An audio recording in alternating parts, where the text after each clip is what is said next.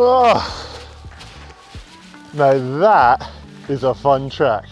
Building this track was my lockdown project through the summer months at home. I was super lucky to have this terrain close to home and the time to invest in the build.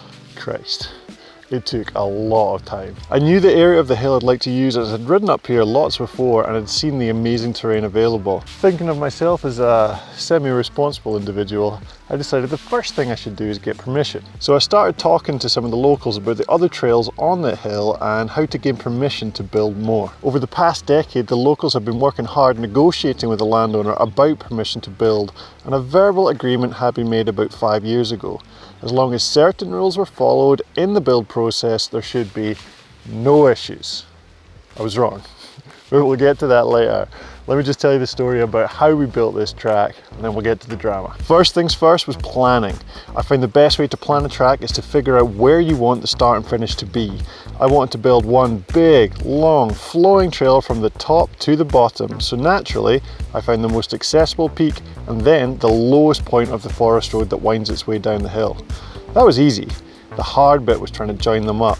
To do this, I got lost in the woods for 3 days, hunting about looking for the flowiest, fun way down the hill with the best features, the best gradient and terrain.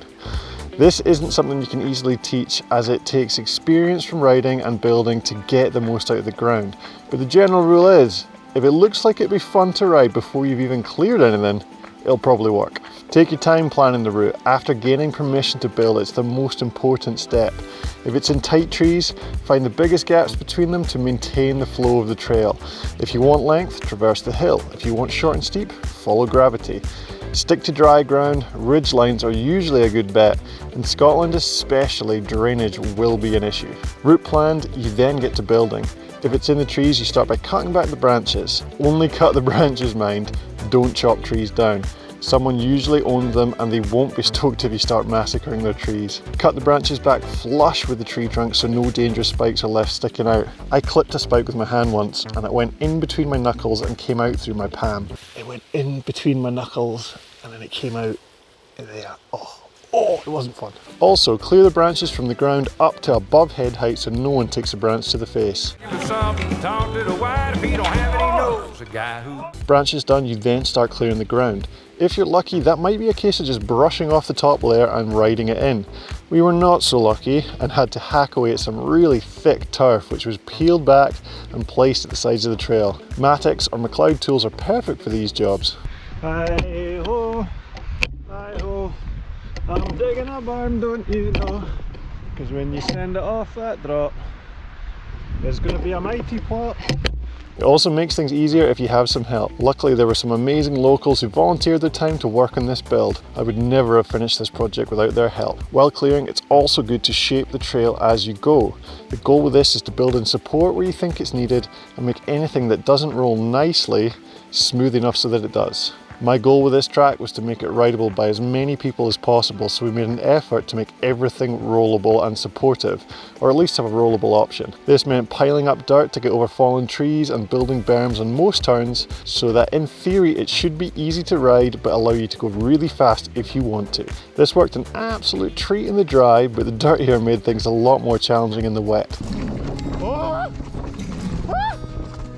When building these obstacle rollovers and berms, it's really tempting to use the dead wood on the hill, as it's super easy to work with.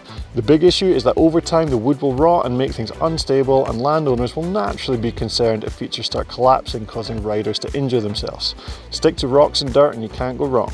I've got the camera in my mouth.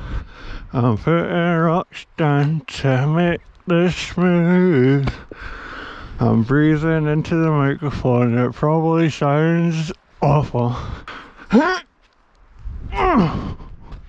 Easy. With the build progressing well, our next consideration was a fire road crossing.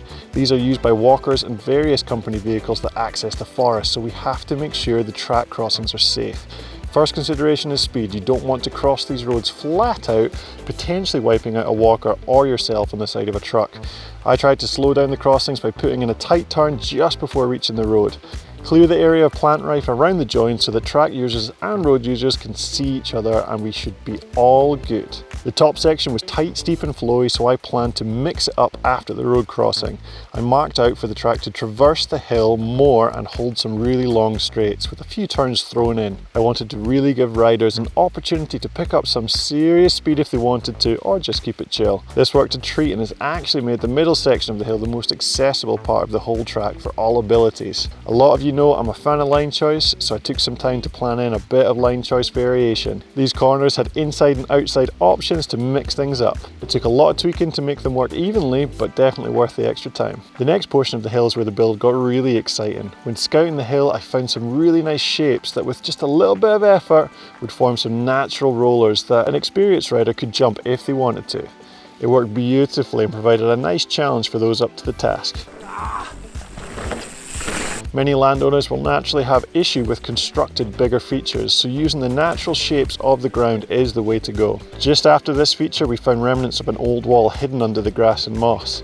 This made for an interesting change of terrain, as well as providing a bit of hardcore for the following soft section. The build was absolutely flying now, and we were quickly approaching the second road crossing. A clever use of the shapes naturally in the ground gave us some amazing optional and rollable jumps that brought us to that second road crossing. A tight turn and a small uphill before joining, making sure that speed was under control. At this point, we were about a month into the build and had a good 2 minutes of pure flowing downhill track with still plenty to go. We were, however, running out of time, with people returning to work and myself heading away soon for other projects. Instead of following the original planned route, I decided to link up with an old piece of track that was already on the hill. I found two lovely rock rollers which just had to be utilised and then linked into the existing track. Glorious! Oh, let me tell you, this track rode beautifully. It's a good mix of fast flow with a few technical optional bits, and it was just, something to behold. It was a brilliant end to a fantastic project. Well, yes, but also no. There was some drama. Flip back, what was it I said? Over the past decade, the locals have been working hard negotiating with the landowner about permission to build, and a verbal agreement had been made about 5 years ago. So that was true. FLS used to take a more casual approach to these unauthorised trails, but so many were getting built, and a lot of people were having accidents on them that it ended up they were getting sued. A lot. And we're talking millions here, this like ridiculous numbers. How would you react if someone was doing illegal things on your land that was causing you to get sued for millions of pounds? I think you'd be pissed off. So anyway, I wasn't exactly subtle about building this track on FLS land. I was posting about it all over social media with videos and photos, and yeah, whispers started getting back to the big dogs at FLS, and right enough, they weren't best pleased. They had no idea what I was doing, and from those videos it looked like I was building some insane features, natural features. So anyway, I started hearing whispers that I was in pretty deep and FLS were going to come down on me like a freshly felled larch. I was breaking it naturally as I was envisioning the trail getting shut down, huge fines bankrupting me, and my image as a wholesome and well-behaved character in the mountain biking community being destroyed. I needed help, and luckily for me, Graham from Developing Mountain Biking in Scotland reached out when he heard about the predicament. It just so happened that one of their main goals over the past few years was setting up the framework for people to work with landowners to build natural trails safely and legally. In 2017, Forestry and Land Scotland and Scottish Land and Estates, they developed a paper up for the National Access Forum, which really raised quite serious concerns that they had around the level of building that was being done by mountain bikers. At that point, we were really keen to stress how much benefit this type of trail has for the mountain bike community. And we know that we wouldn't be having world champions, which are quite we can say now, if we didn't have this type of trail.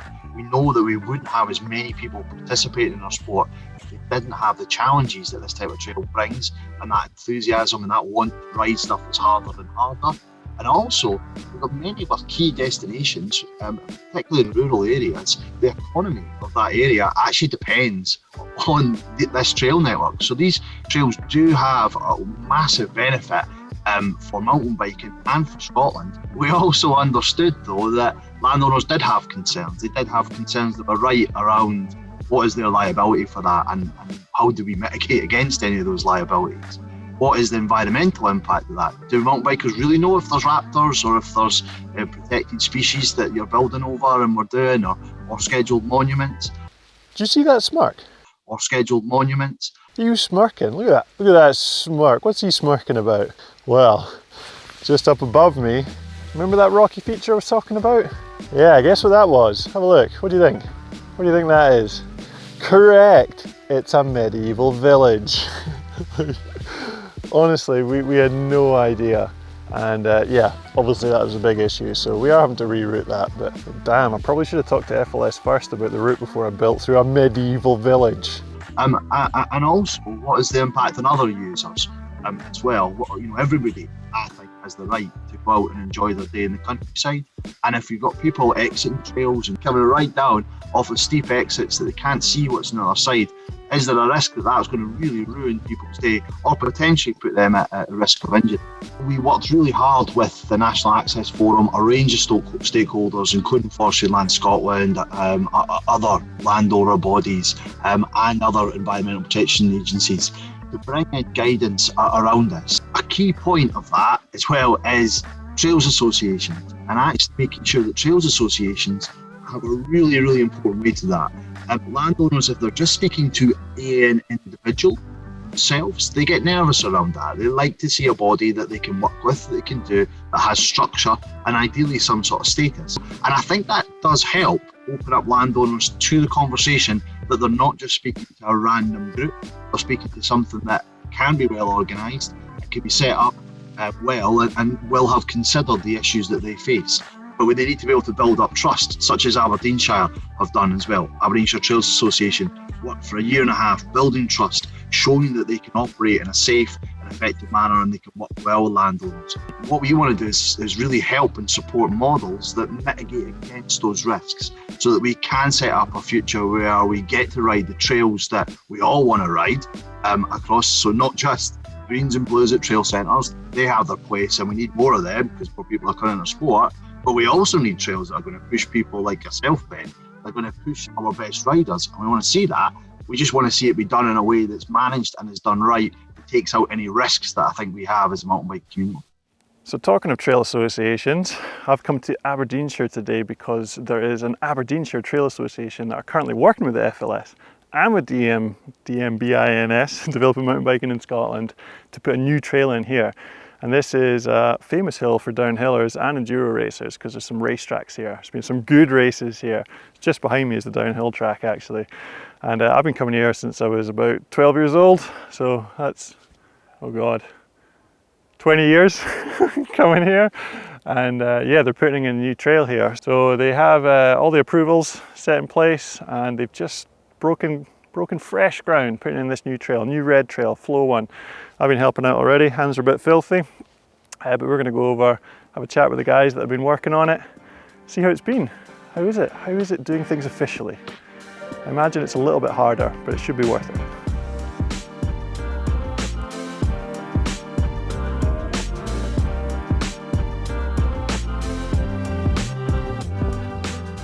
Today we've roughed in the start of a new trail, so we're now going to build up the next section so it's a bit more rideable. Yeah, so today's work is moving rocks, getting the good dirt out of the ground, putting it on top of the trail. This is probably the first trail from scratch that we've put in. We've built a lot of new sections, we've re-diverted trails onto new tracks, we've changed a lot of stuff which is similar to this, but this is the first like brand new start to finish trail that we've got to do, which is pretty exciting. It's fun. This is kind of why everyone likes to trail build. Is a big part of that is kind of new lines, kind of putting your own stamp on it, seeing how you want the trail to be, and this is, well, it's good to be out here doing it now. Yeah, one of the first things we did in 2018 when we started our mountain bike project here was have a talk about trails evening. So we brought riders and landowners together. It was really obvious we needed a way of connecting the groups. So through our project we were able to support them through their training, trail maintenance and trail inspection training, and help them get insurance and tools and get started. So that was really the start of the ATA, and we were a big part of that. But obviously the group's kicked on since then, self-fundraising and getting support from riders and industry. So it's really kicked on. The ATA has been doing an amazing job maintaining, repairing and improving the existing trail network. But obviously there's a massive demand for new trails, and this is one way that we're trying to address that by working with the landowner, getting permission, building the trail in the right place. So hopefully it's long lasting, good for the riders, and there's no conflict, so we're hoping it'll be a really, really good step. There's lots of riders have already been in touch to say they want to help out. It's been a bit difficult because of COVID, but obviously the group have plans to advance that in 2021. So working with the Trails Association means that we've got an insight into what people want from trails, but also gives us a way to let riders know what the issues are surrounding where their trails are in the forest. I've worked closely with the Trails Association on projects that they've been developing in the area. Being able to have that direct communication, knowing that mountain biking and the need for trails that are not so formal, it enables us to have an input into where the trails will appear and also where trails can be removed where there's issues. When there's any interest in making an informal trail into a sanctioned trail, we would always ask that it comes through one of the correct channels, so whether that's Developing Mountain Biking in Scotland or the local trail association. It means we're then only dealing with one group. They would approach the Area Visitor Services Manager, of which is me here. We have to run it's called a work plan, and it's basically to see if where the proposed trail, if there is any environmental constraints or if there is any operational constraints that meant that actually that trail couldn't happen there, but we would possibly be able to think of another location. It just means that we can get something in the right place for the right use. So the way FLS sort of influencing the way we work is mainly the sort of spec of what features are allowed in the trail and what's not allowed in the trail, and so that kind of guides us as to how we can change it. The other way is kind of advising us if there's anything of particular concern environmentally, or things that they worry about, telling us to avoid this section or not go here. Yeah, so because the ATA is kind of reasonably well established now and visible, like people, it's a lot easier to get volunteers. Like people kind of see that we post up, we're going to do sessions, people can sign up online. It's really easy, it's free, and it seems to create a real opportunity to get a lot of people trail building at the same time, so you can get a lot of work done. And the locals are personally invested in the tracks. It's great to see riders of every level coming and getting involved and helping out, putting their own little tweak on how they want the trail to be, and it's great, it's good fun. There's a demand for new trails, and across Scotland there's been a tradition of unauthorised trail building, and for various reasons that's caused conflict. Unauthorised trails, one of our biggest threats to mountain biking actually within the organisation. We have to put a lot of time and effort into managing unauthorised trails, which takes us away from managing our authorised trails. So it's like we struggle to balance. So the more unauthorised trails that get built, the less we can do kind of like authorised trail stuff. The key concern for us with unauthorised trails is trying to fit them in with the jigsaw of land management. So as an organisation, we're doing commercial forestry, we're doing commercial recreation. Unauthorised trails might not necessarily be in the right place and the right time sort of thing. This can give us an issue with all the other stuff that we're having to do. Finance-wise, you don't have to have many accidents for them to cost you a fortune. If you think health and safety is expensive, try having an accident. That's a famous quote. Trail associations are a great way forward for us. As you can imagine, like a government organisation, we like our kind of rules and regulations, and we like to have kind of like an element of security and things there. So dealing with kind of like disparate groups and things is hard for us. Whereas if we've got kind of authorised groups, that are constitutionally set up and things, it's much easier for us to kind of work with them. As an organisation, we kind of understand the addiction of building new trails and riding new trails. We can only cope with so many, and people can only, you can't just keep build. That it's just not a sustainable kind of model.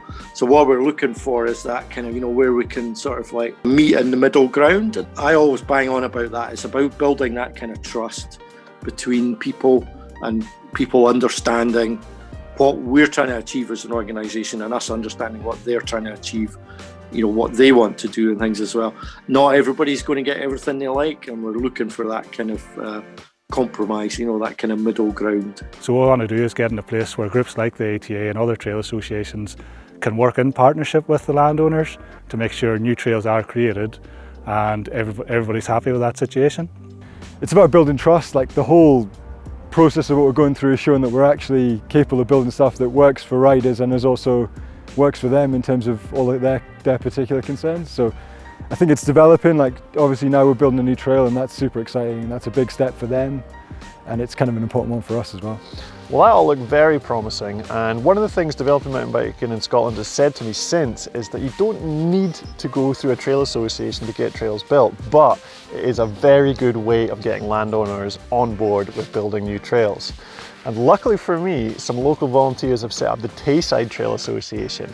And what I've been doing is chatting with them, work with them, and they're going to provide the framework for me to authorise my trail. And it's just an easy way for the landowner to see that it's being maintained and it's pretty much up to code, which is so cool. I'm happy, the FLS is happy, everybody's happy. So if you're wanting to build a trail, follow the building practice mentioned during the vid. You get permission, plan the track, cut branches flush, don't cut down trees, build using rocks and dirt, don't manufacture large features, utilise the natural features on the hill, always have safe options, maintain the track, and that's pretty much it.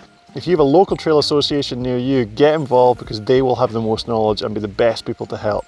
If you want to do your own thing, talk to Developing Mountain Biking in Scotland. Send them an email and ask for some assistance. If you don't live in Scotland, there are other organisations that can help you. Have a search online, you'll find someone to help. One size doesn't need to fit all. You can gain permission without doing the trail association thing. If you're in a low-key area, it is possible to do things yourself. The main thing is to open up a dialogue with the landowner. And also, probably don't post about it all over Pink Bike. That doesn't seem to go well. For more info, head to Developing Mountain Biking in Scotland's website. They've got a full load of guidance up there and they'll be sure to help you out. So, thanks for tuning in. Thank you to everyone that helped me make this video. And hopefully, I won't get in trouble again. But who knows? I